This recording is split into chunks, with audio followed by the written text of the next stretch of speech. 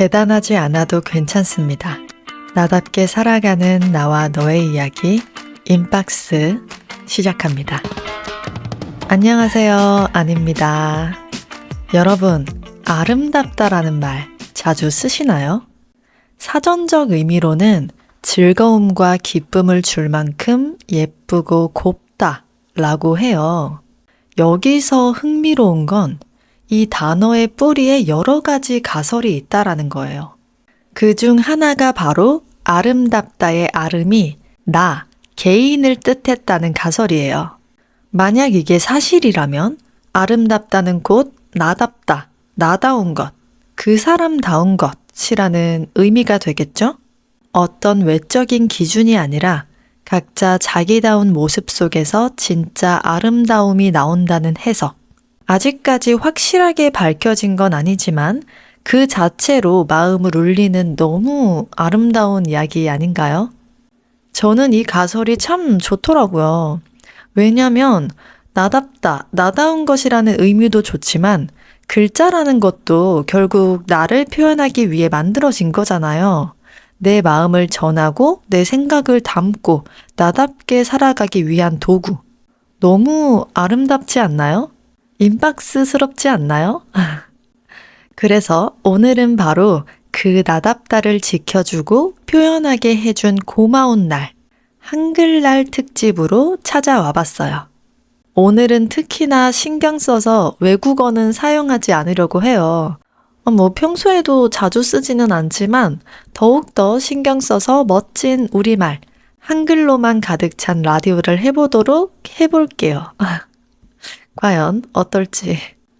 먼저 오늘이 무슨 날인지 정확하게 짚고 가야겠죠?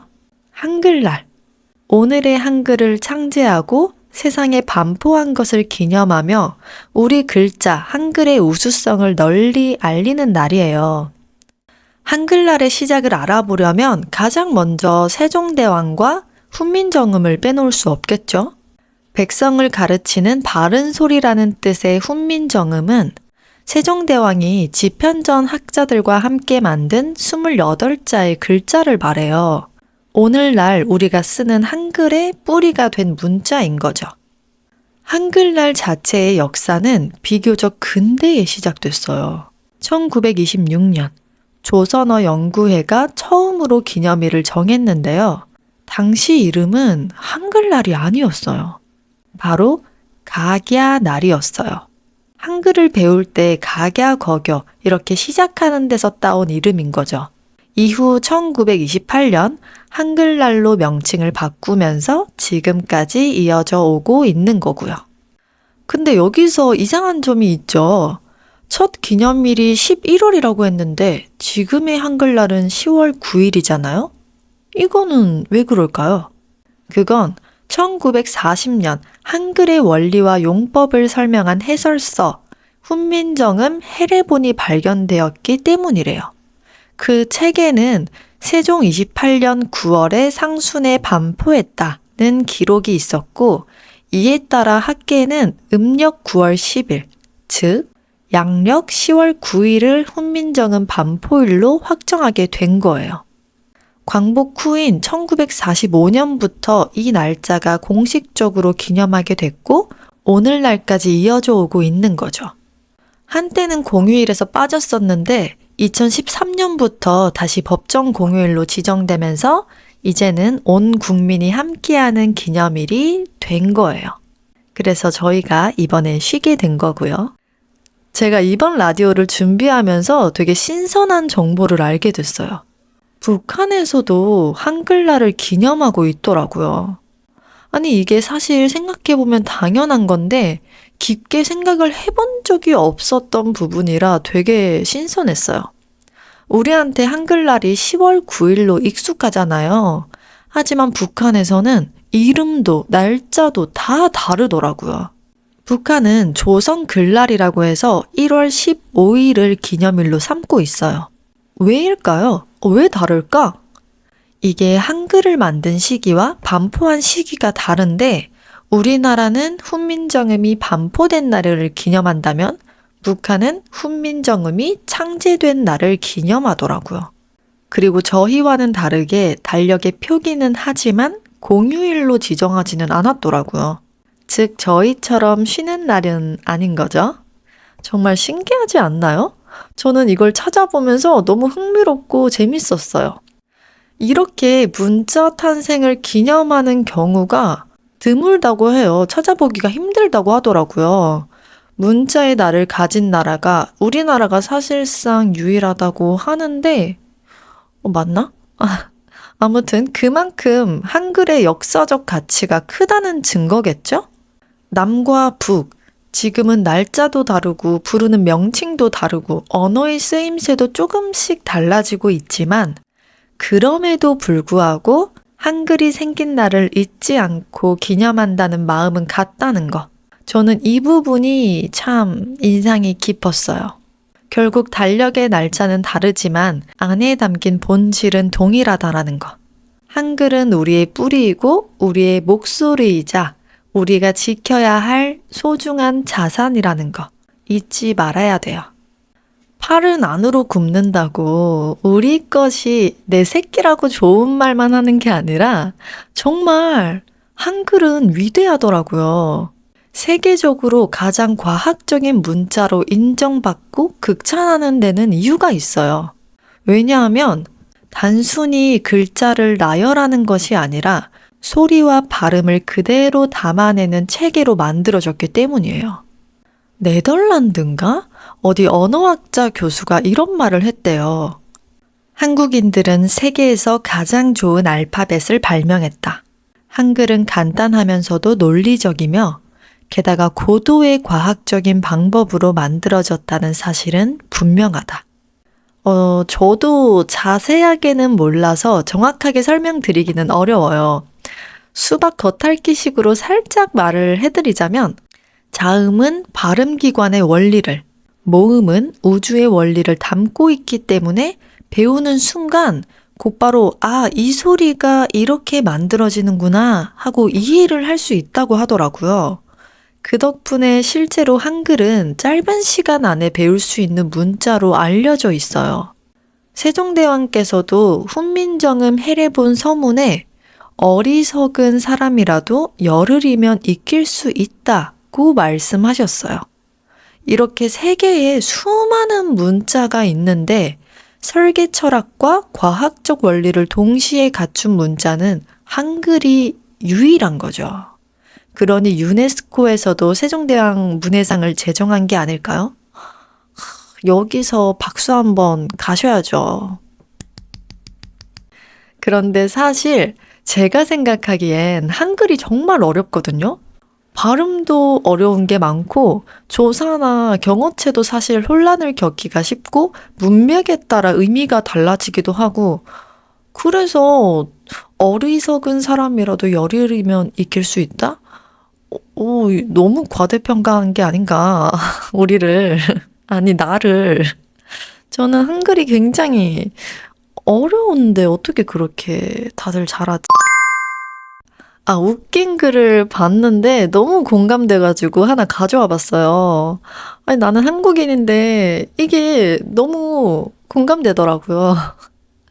외국인에게 한국어가 어려운 이유라는 제목이었거든요. 내용이 같은 말도 상황에 따라 달라지는데 구별하기가 어렵다라는 거였어요. 거기서 든 예시가 이런 거예요. 여기 자리 있어요. 이것도 여기 자리 주인 있어요. 혹은 빈자리 있어요. 이렇게 두 가지로 완전 반대되게 해석이 될 수 있고 학원 끊었어는 학원을 다니기 시작했다는 건지 학원을 그만뒀다는 건지 이렇게도 해석이 될 수 있고 우리 못 본 지 오래됐네? 라는 건 우리 본 지 오래됐네? 우리 못 본 지 오래됐네? 아니 이렇게 보면 한글 되게 어려운 거 맞지 않아요?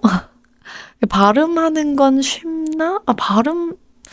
발음도 나름 쉬운 것 같은데 사실은 쉬운 게 아니에요. 이게 많은 근육도 써야 되고 혀도 써야 되고 위치도 중요하고 난 너무 어려운데? 저는 한국인이지만 한국어가 너무 어려워요. 저는 아마 한국어 시험 치면 민증 뺏길지도 모를 것 같은데. 한국에서 나가! 이렇게 세계 최고의 문자, 한글을 가지고 있다는 사실만으로도 자부심이 생기지 않나요? 다들 어깨를 딱 펴시고 당당해지세요. 한국인으로서 자부심을 가지고. 근데 요즘에 한글 파괴가 되게 많은 것 같아요. 물론 재미있게 유쾌하게 빠르게 소통하기 위해서 만들어진 하나의 문화라고도 할 수 있는데 시대적 문화가 될 수도 있고 근데 이것들이 반복되면서 원래의 올바른 표현을 잊어버리게 되니까 문제가 되는 것 같아요.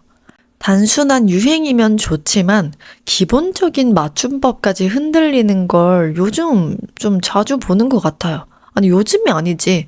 자주 눈에 띈 지가 좀 오래됐어요. 특히나 SNS나 댓글에서 늘 화제가 되는 부분이 있잖아요.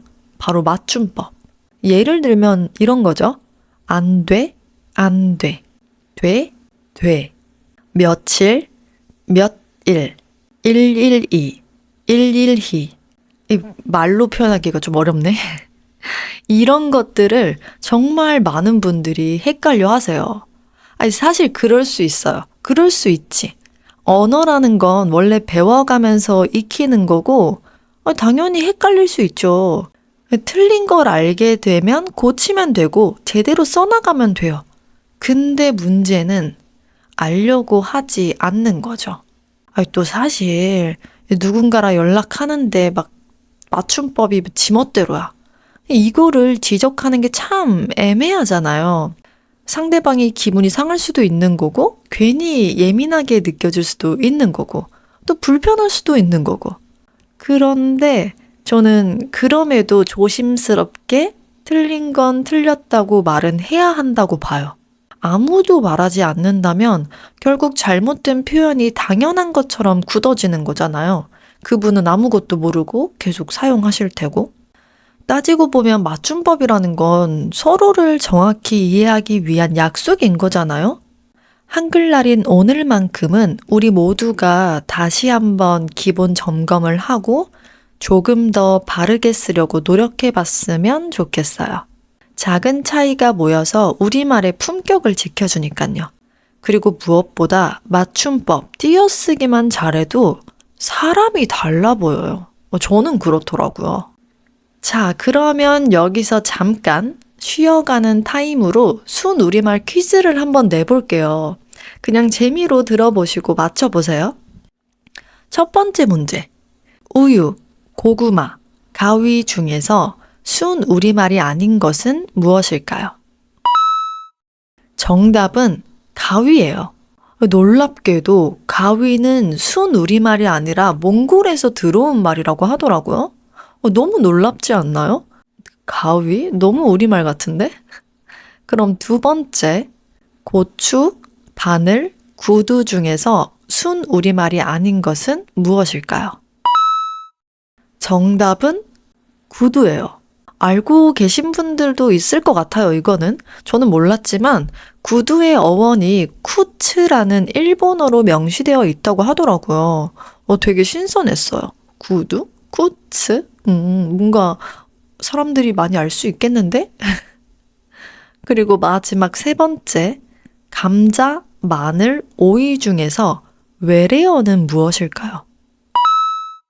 정답은 감자예요. 감자가 외래어라니. 저 너무 놀랐어요. 감자는 우리나라 거 아니야? 감자는 일본어 카무자에서 들어온 말이라고 해요. 나 이거는 진짜 우리말일 줄 알았는데 약간 배신감이 느껴졌어요. 마늘, 오이, 이것도 무조건 우리말 같긴 한데, 감자도, 외래어라고? 하고 되게 놀랐는데, 저는 하나도 못 맞췄어요. 여러분들은 얼마나 맞추셨을지 궁금하네요. 댓글로 몇 개 맞추셨는지 당당하게 자랑해주세요. 그리고 다른 퀴즈가 있다면 저한테 많이 많이 내주세요. 혼자서 한번 쓱 훑어볼게요. 그리고 제가 준비하면서 정말 재밌는 걸 발견했어요. 혹시 만화, 영화 좋아하시는 분들 있으신가요? 이 만화를 볼 수 있는 라프텔이라는 그게 있는데, 한글만 쓰려니까 좀 어려워. 만화를 볼 수 있는 라프텔이라는 곳이 있는데, 여기서 매년 만우절 같은 기념일마다 유쾌한 그들만의 행사 같은 걸 하더라고요. 작년 한글날인가? 그때는 모든 만화 제목을 순우리말로 바꿔버렸다고 하더라고요. 그것도 그냥 대충 바꾼 게 아니라 배너부터 타이틀 로고, 부제, 심지어 더빙, 리마스터 같은 용어까지도 철저하게 한국어로 바꿔놨더라고요.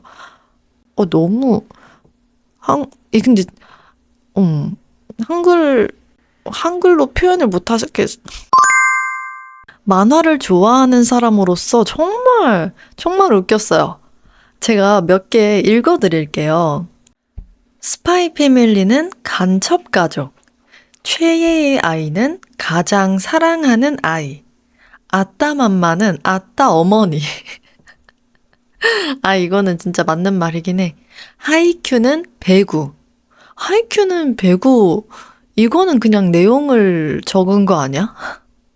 이누야샤는 견야차.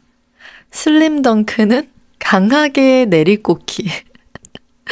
원피스는 한 조각.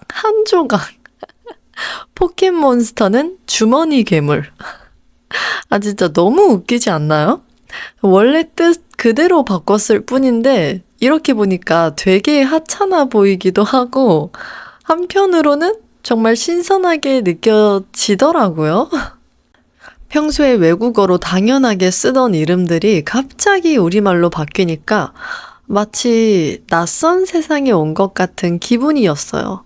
올해도 과연 유쾌하게 재밌게 바꿔주실지 제가 아주 기대를 하고 있습니다. 자, 이렇게 오늘은 한글날을 맞아서 한글의 역사와 의미, 또 우리가 자랑스러워할 만한 과학적인 원리, 그리고 요즘 맞춤법과 한글 파괴까지 함께 이야기를 나눠봤어요. 돌아보면 우리말도 정말 예쁜 게 많아요. 소리 하나하나가 단순한 기호가 아니라 그 속에 우리의 생각과 감정, 그리고 삶이 담겨 있잖아요. 물론 언어는 살아 움직이기 때문에 계속해서 변해가겠죠. 하지만 변한다고 해서 그 뿌리까지 잊으면 안 되는 거죠. 오늘 하루만큼은 우리말의 아름다움을 다시 느껴보시고 앞으로도 잘 지켜가야겠다 라는 마음이 들었으면 좋겠어요. 저를 포함해서요. 그럼 오늘의 인박스 한글날 특집은 여기서 마무리할게요. 오늘 주제와 관련해서 들려주고 싶은 이야기가 있다면 댓글로 마음껏 알려주시고요. 누군가에게 들려주고 싶다면 얼른 공유해주세요. 그리고 함께 이야기하고 싶은 혹은 듣고 싶은 주제나 키워드가 있다면 댓글에 편하게 알려주세요. 제가 할 수 있는 이야기라면 최대한 같이 이야기 나눠봤으면 좋겠어요. 인박스는 팟빵, 오디오 클립, 스포티파이, 그리고 유튜브에서 언제 어디서든 함께하니 놓치지 마세요. 그럼 우리는 다음 주에 또 만나요. 안녕!